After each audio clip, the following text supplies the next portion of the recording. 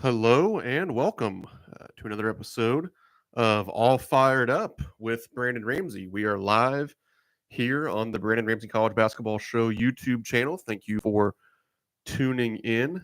Just tweeted out the link, so we'll give a minute or two for some folks to join us here live. As always, we enjoy doing these live episodes every Wednesday at 12:30 p.m. Eastern Time. Good chance for people to ask some questions about the college basketball world in general. Today, we will be diving into some of the action from last night. Certainly had Creighton and their big win against UConn. We'll dive into some other stuff as well, be it in the Big 12, the Mountain West Conference, and some other results, and then dive into previewing the Wednesday night slate, including a couple of gambling picks. Again, thank you for tuning in. This is the Brandon Ramsey College Basketball Show YouTube channel. Please like the video, subscribe to the channel, leave a comment. You are watching All Fired Up with Brandon Ramsey. That is the show here on the Brandon Ramsey College Basketball Show YouTube channel. You can also find the Brandon Ramsey College Basketball Show on podcast, Spotify, or wherever you do listen to your podcast episodes. Those drop every Monday and Friday morning. And then also you can find all of my content, whether it be my written work, which is on KentuckySportsRadio.com, part of the On3 Sports Network. You can find all of that. This YouTube show, the podcast, all that good stuff lives on my Twitter, at BRamseyKSR. So again, thank you for tuning in today, and we are going to dive right into it. Obviously, the number one topic, whether you're listening to All Fired Up with Brandon Ramsey, whether you're listening to other national podcasts or shows or this discourse on Twitter, message boards, everything is about UConn and Creighton from last night. It's kind of funny how, to me, it mirrored exactly what we've seen throughout the college basketball season this year, in the fact that as soon as we think we know something, a wrench kind of gets thrown into the equation. If you think back to last week, if you think back, heck, to the Brandon Ramsey College Basketball Show on Monday, what was the discourse? What were we talking about? We were talking about Purdue losing on Sunday at Ohio State. We were talking about UConn just beating the brakes off of Marquette, and how going into this week, well, all right, these were all overreactions. It's something I talk about a lot, but all the talking heads wanted to say, okay, well, now there's only one elite team this year. There's only one elite team. We thought Purdue might be in that, but here we go. It's close to March. They're starting to fall off. It's the Huskies. It's the defending national champs, and they are the ones that are, head and shoulders above the rest. That was the discourse coming out of the weekend. And then, of course, we get a big game. They're on the road at Creighton on Tuesday evening, and Creighton kind of beats their doors off. I think this was a 23-point game about midway through the second half. UConn cut it to 10 late, but I don't believe it really ever got any closer than that. And it was all Blue Jays really. After I think UConn was up maybe 11-3 at like the first media timeout.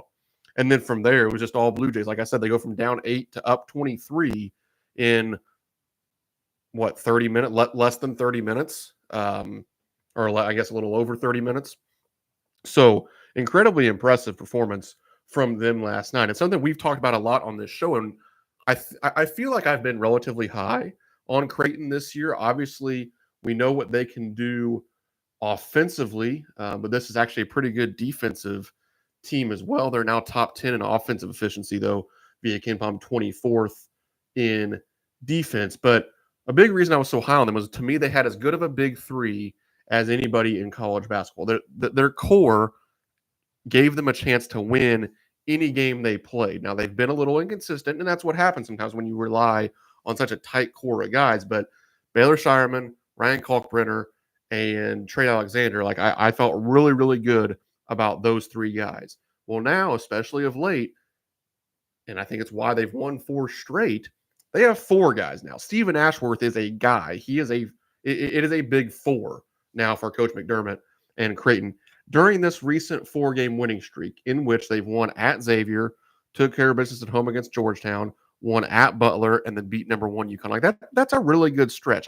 People can say what they want about the Big East. I think it's a really good league, but okay, yeah, like beating Georgetown isn't that impressive. But they go on the road and beat Xavier. They go on the road and beat Butler by 22 at Hinkle Fieldhouse. Then they beat the number 1 team in the country. That is a really impressive 4-game winning streak. During that winning streak, here is Stephen Ashworth's stats: 14 points a game, 5.5 rebounds per game, 6 assists per game. Last night, he leads the way for Creighton, scoring 20 points with 7 rebounds and 3 assists to just 1 turnover. But Baylor Shireman, he has 6 assists last night and 12 points. Trey Alexander, 16 points. Ryan Kalkbrenner, 15 points, 4 blocked shots. Like, these guys bring it night in and night out. And now when you can talk about 4 guys instead of just 3, this is a Creighton team that can not just beat anybody in the country on a given night, but I think does have the pieces to sustain it and make a potential run in March.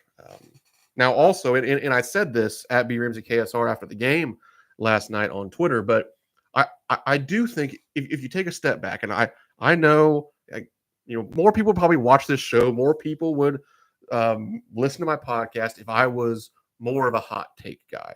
I get that. That's why I'm not on CB. Well, I'm not going to say that's the only reason why I'm not on CBS. You know what I mean, though. Like, but these other people, they like all they can do is like, well, all right, I think UConn's going to lose the second weekend.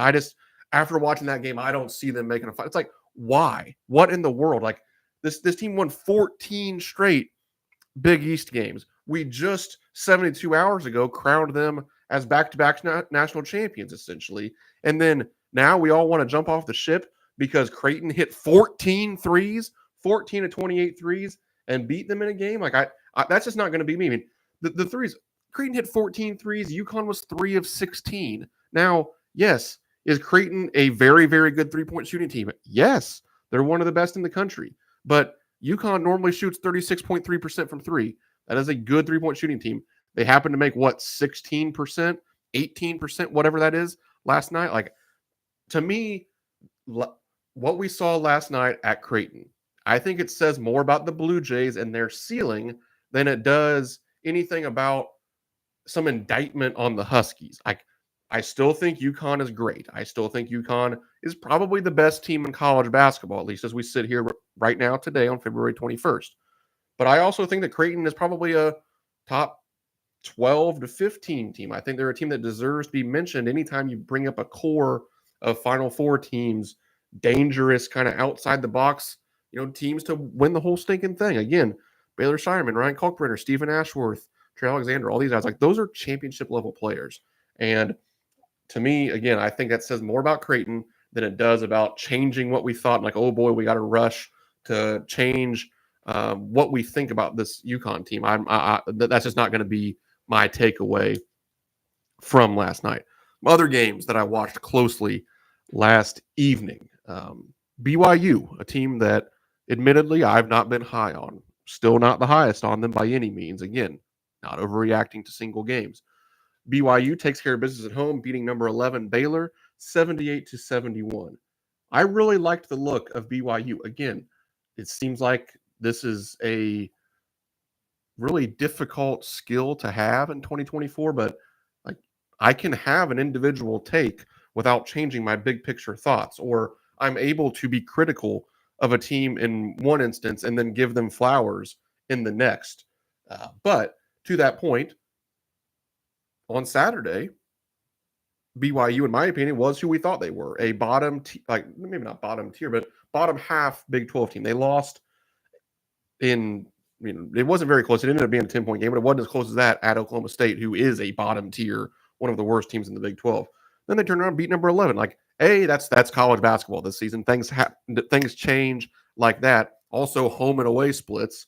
Like, BYU at home is a different team than they are when they have to go on the road, especially in the league. I was really impressed with Ali Khalifa, the BYU's big guy, 14.7 rebounds, 7 assists last night. He's really, really skilled. Like, we talk about, guys like Robbie Avila and some of these dudes across college basketball that admittedly maybe don't look the part. They have a little bit of a different body type, but they just get stuff done. And like, Ali Khalifa is really, really skilled. He hit a big 3 late in the game. That's not necessarily like what his game is, but what is he on this season? He's 22 of 61. Like, that's a good percentage, making 1 a game. for the Cougars. So like he's a skilled guy that can step away from the basket, but then his passing ability was really impressive last night. And this this BYU team, kind of similar to what he's talking about with Creighton and UConn. BYU goes 14 of 36 from three. Baylor goes 5 of 20.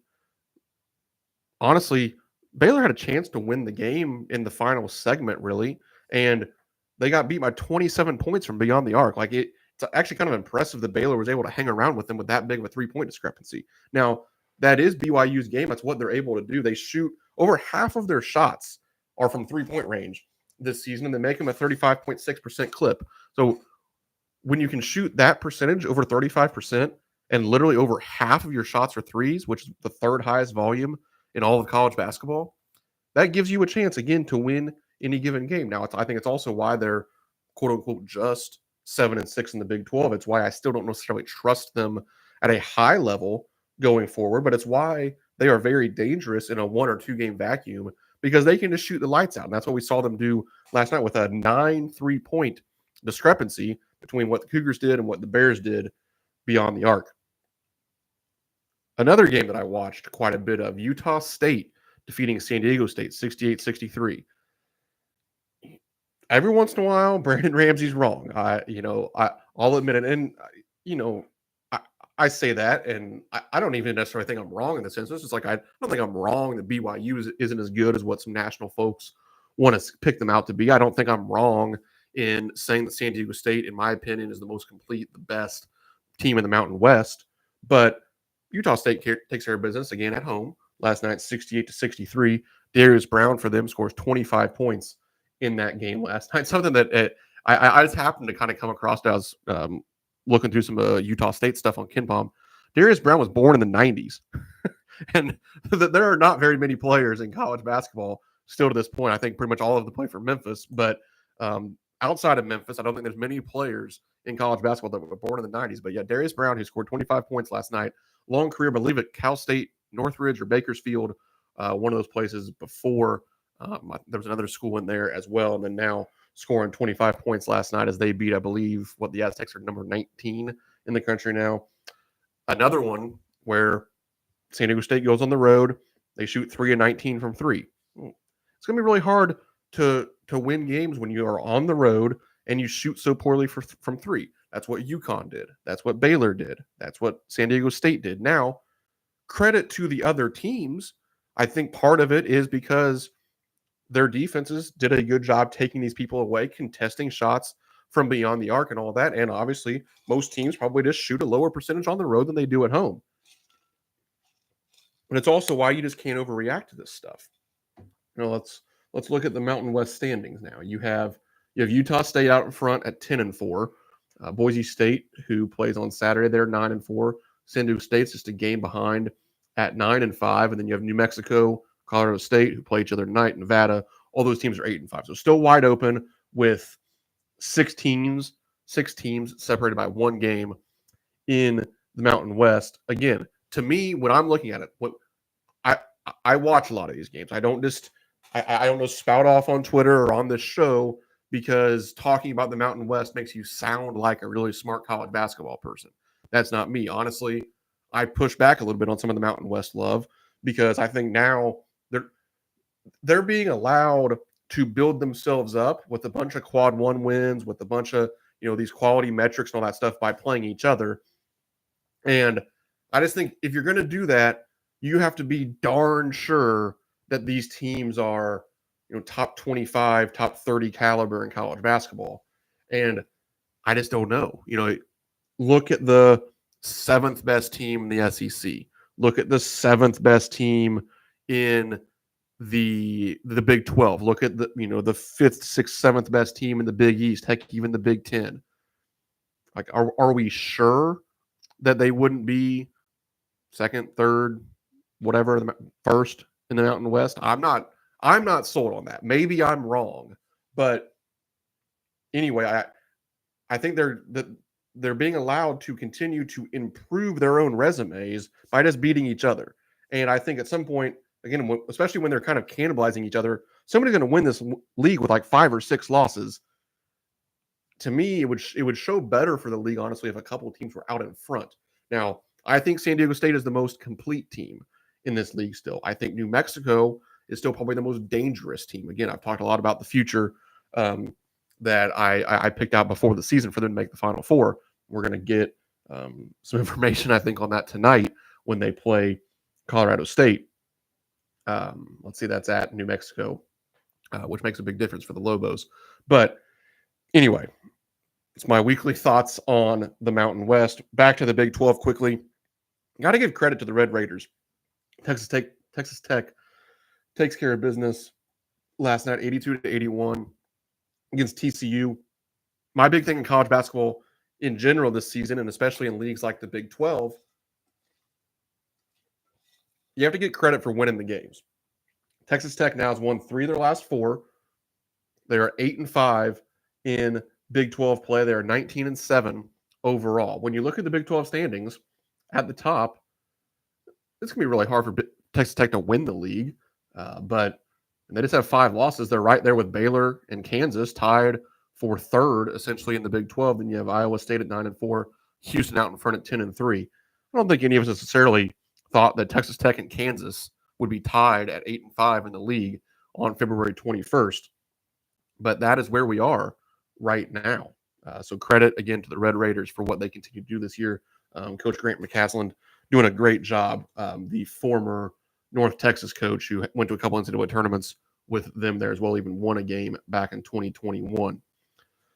All right, so that is kind of the recap of what we saw last night. Our friend of the program, Travis Shoemaker, great question. I love this one. Would Texas Tech win the Mountain West?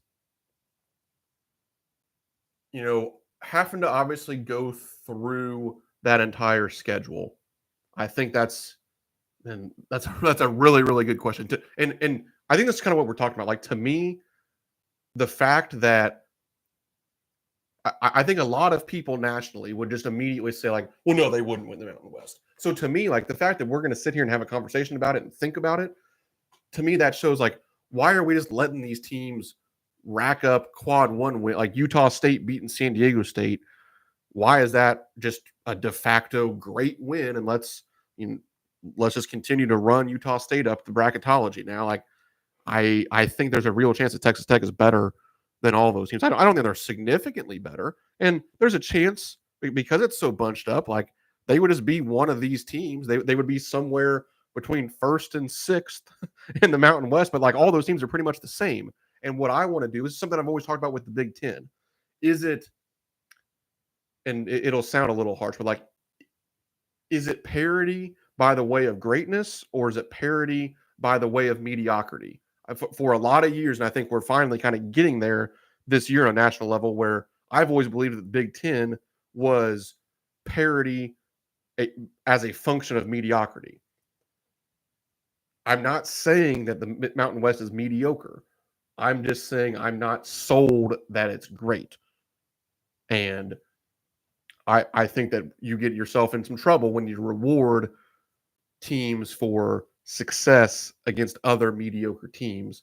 And I think in March we'll find out whether that was the case or not for the Mountain West.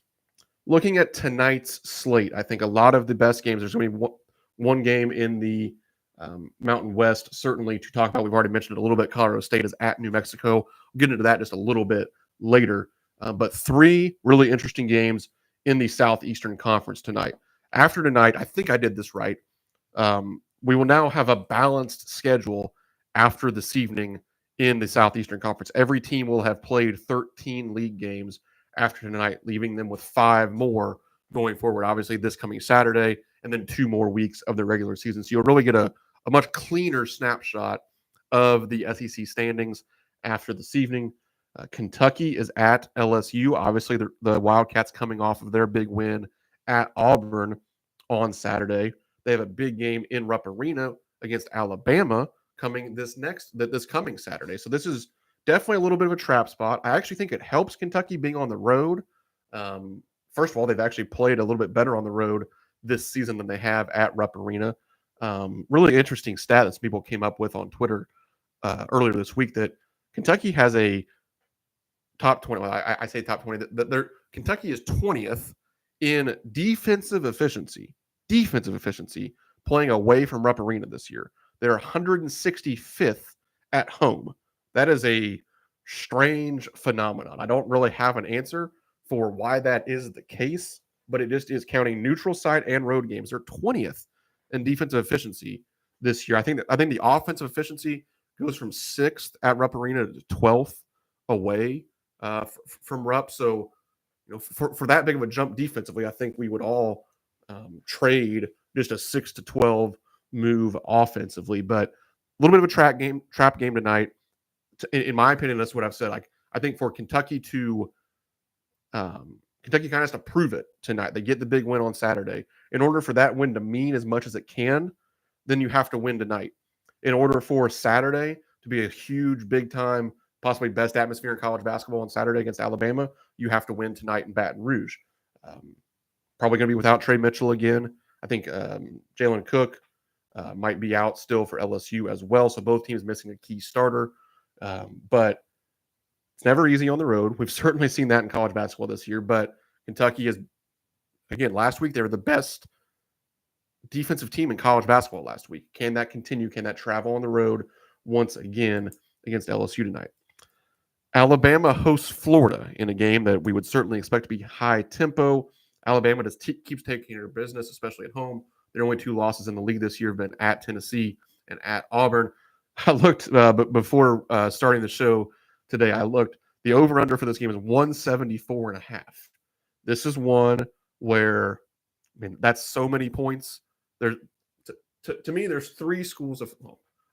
I'm going to say there's 3 schools of thought, and literally they're the 3 things that you could do. So that's kind of a dumb way of saying it, but there's part of me where it's like when the number's this high, it's this high for a reason, and I could certainly see a scenario where it's a 95 to 87 game or whatever. Does that go over? Yeah, I guess it does. So it's not going to shock me at all. I wouldn't necessarily want to bet the under. Now, the reason to take the unders is just so many stinking points. Like, there's not very much margin for error to get to the over. So if you want to take the under, I get it. Like, even 88 to 80 doesn't get you really even all that close. To me, I just stay away because, again, I don't really bet Alabama games as it is. I just kind of keep waiting for me to finally buy in and bet them, and then that's when they have their 3-point variance game and they go 3 for 27 and lose. But just an interesting tidbit, over under 174.5 in that game. And then another one tonight, Ole Miss is at Mississippi State. Ole Miss got this game, the rivalry, at home earlier in the SEC schedule. Now Mississippi State has rattled off 3 straight wins. They have a path to winning a couple more in a row. They're now 6-6 in SEC play. Defense up to 13th in KenPom. Offense still struggling. They're 83rd. One of the worst 3-point shooting teams in the country. The first time this game was played, it was 86-82 with the Bulldogs losing in Oxford. I actually think you could see a similar game. We can go ahead and talk about it, I guess, because it's the last thing to talk about. But I'm going to take the over in this game tonight, over 141.5 in Mississippi State Ole Miss. Again, it was 86-82 first time around. Mississippi State, their defense is excellent, but against some of the best offenses in the league, it hasn't been as dominant. When you look back against Alabama, they gave up 82 points. Against Kentucky, they gave up 90 points. Against Florida, they gave up 79 points. The first time around against Ole Miss, again, 86 points. More recently against Alabama, 99 points.